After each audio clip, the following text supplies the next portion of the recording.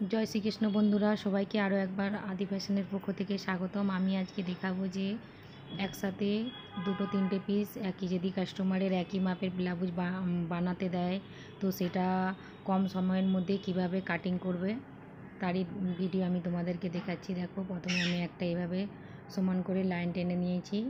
যেহেতু এটা লম্বা হবে 14 ইঞ্চি, তো এক্সট্রা 1 ইঞ্চি রেখে 15তে আমি দাগটা দুদিক থেকে সমান করে কেটে নিয়েছি।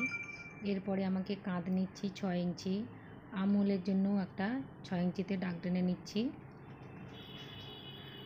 এরপরে লাইন দুটোকে সোজা করে দিচ্ছি।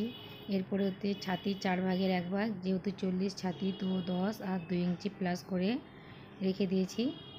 এরপরে দেখো, এখানে 1 ইঞ্চির মতন নিয়েছি আমুলের শেপটা দেওয়ার জন্য, আর উপর নিচে থেকে 2 বা 2.5 ইঞ্চিতে ডাউন করে এইভাবে শেপটা দিয়ে দেবে। তোমরা অবশ্যই শেপ স্কেল ব্যবহার করবে। কোমরের 4 ভাগের 1 ভাগ, তার সাথে 1 ইঞ্চি টেকেনের জন্য আর 2 ইঞ্চি এক্সট্রা কাপড়। এরপরে দেখো, দাগ দুটোকে আমি মিলিয়ে দিচ্ছি।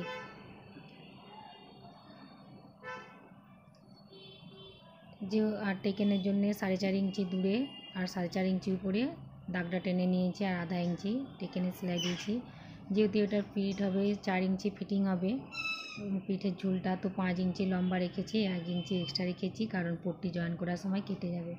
এরপরে আমি গলার কাটিংটা করে রেখে দিয়েছি। যেহেতু এটা কম 2.5-এর বক্স করে নিচের দিকে 3-এর বক্স করে গোল পিঠ কেটে নিয়েছি। এরপরে দেখো, দাগ বরাবর কেটে দিচ্ছি।